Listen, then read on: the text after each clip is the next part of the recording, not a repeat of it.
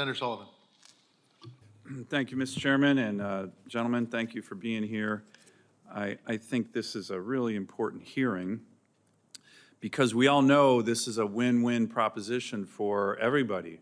Employers, our country needs hard workers, our members of the military, their families, to be able to come off active duty and go into a good-paying job, and then to have a workforce where the men and women that you hire know what it's like to have discipline and get up at 05 or 04 or whatever and be on time. I mean, this is a win all over the place. So I want to ask a specific question. I had a provision that was in last year's NDAA that encouraged DOD to partner with local employers, local unions, the building trades in Alaska in particular hire a lot of members coming out of the military. And what I've seen is that a lot of times it's really base commander specific, meaning, hey, a base commander at J-Bear might be like, yeah, let's bring the unions and the employers on base. Our guys can start doing transition stuff early before, one day before they get out. And then you have a new commander and all that goes away. So what my NDAA provision was to try to get DOD to focus on kind of from a broad perspective, let's do that across the board.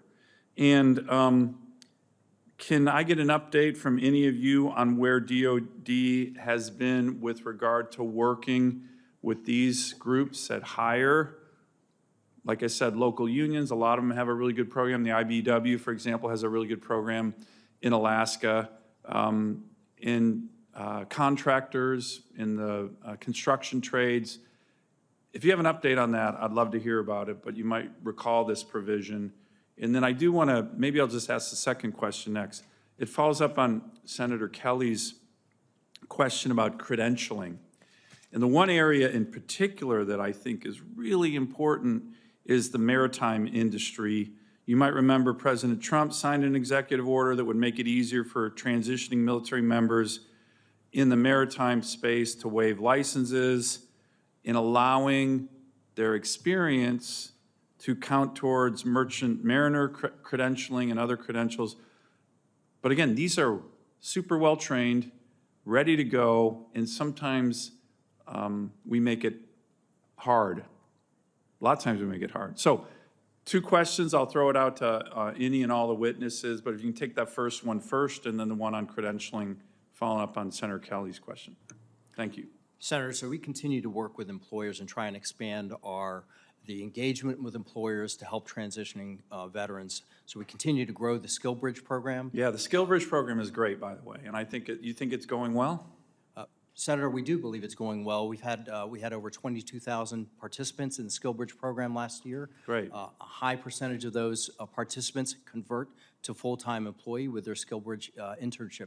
We're replicating that program for military spouses with a military spouse career accelerator program, providing them with a 12-week fellowship so that they can gain that. And we're seeing an 80% conversion there as well. Do you agree with me it's a little bit base commander dependent and we could do a better job of kind of making sure everybody is on board with this? Or is that just something I'm seeing back home in Alaska? Senator, I do believe that there are areas of the country where, particularly for service members who want to stay in the place, they want to retire from the location that they're in, that we can probably do a better job engaging at the local level and local employers. And so, Senator, that's something that I'll take back. I'd love to work with you and your team to figure out how do we drive more local engagement across the enterprise with consistency. Yeah, that's really important. That's what my NDAA provision from last year was about. And then real quick on credentialing, anyone who wants to take that one on. I know it's a big topic, but it's got so much promise. Senator, we continue to focus on our credentialing program. We provide a tool that will allow service members to gain their credential, and a tool also as well to figure out how to when they're still on active duty? While they're still on active duty, to earn their credentials. And then we engage with the Department of Labor through the U.S. Military Apprenticeship Program, and service members can gain a Department of Labor Journeyman Certificate.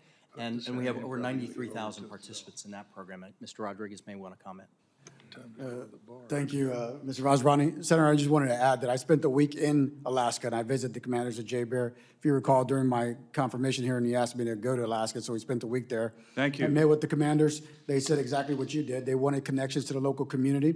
We had our state director come. We actually went to American Job Center there at the local level, so ensured that they were connected. And we spoke to the electric workers union out there, IBEW. I visited them as well. Good. So there's a strong relationship at the local community with the commanders. But as you mentioned, that often changes when the commander does have a change of command.